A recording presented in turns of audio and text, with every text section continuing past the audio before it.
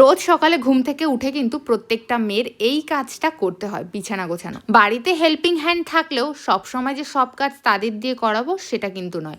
কিছু কাজ আছে যেগুলো নিজের করতেই ভালো লাগে। আর কোনো দিন তো আমাদের এমন ল্যাদ খেয়ে কেটে যায় যেটা ভিডিওতে তো তোমাদেরকে দেখাতে পারবো না, যে সারাদিন ল্যাদ খেয়েই কাটিয়ে দিলাম। আর এই মহাশয়ের কোভিডের পর থেকে তো ওয়ার্ক ফ্রম হোম চলছে। এই মাসগুলোতে কাজের প্রেসারে নিজের হাতে খাওয়াই হয় না। আর আজকের দিনেই আমার একটা পার্সেল চলে এসেছে, যেটার কোলাপ শুট তোমাদেরকে আমি ভিডিও দিয়ে দিয়েছি ইনস্টাগ্রামে, ফেসবুকে দিইনি। তবে এর ভিডিওটা তোমরা চাইলে ইনস্টা থেকে দেখে নিতে পারো, ওনাদেরকে কোলাপ করাই আছে।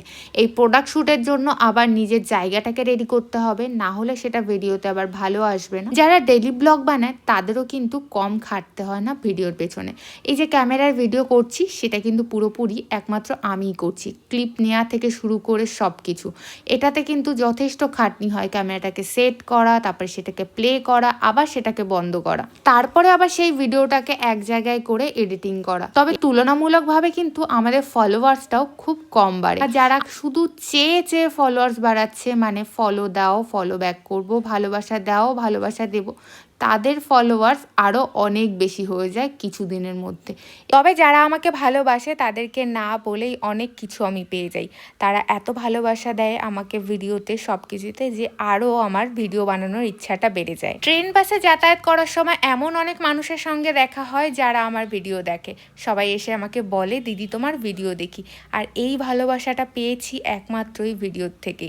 তোমরা যারা আমাকে ফলো করেছো, যারা আমাকে এত ভালোবাসা দাও, সবাইকে অনেক অনেক ধন্যবাদ আমার পাশে থাকার জন্য। তবে এই সোশ্যাল মিডিয়ার দুনিয়ায় নেগেটিভ কমেন্টস করার মানুষ প্রচুর আছে। তাদের কথায় কান দিলে কিন্তু পুরো লাইফটাই শেষ হয়ে যাবে। তাদের অভ্যাস হলো নেগেটিভ কমেন্টস করা, আর আমার এটা পজিটিভভাবে নিতেই ভালো লাগে। হয়তো তাদের নেগেটিভ কমেন্টের জন্য একটু রিচ পায়, আর আমি বেশিরভাগ দিন এই সব নেগেটিভ কমেন্টগুলোকে হাইড করে দিই, যাতে তোমরাও এইসব দেখে মন খারাপ না করতে পারো, আর আমারও যাতে মন খারাপ না হয়।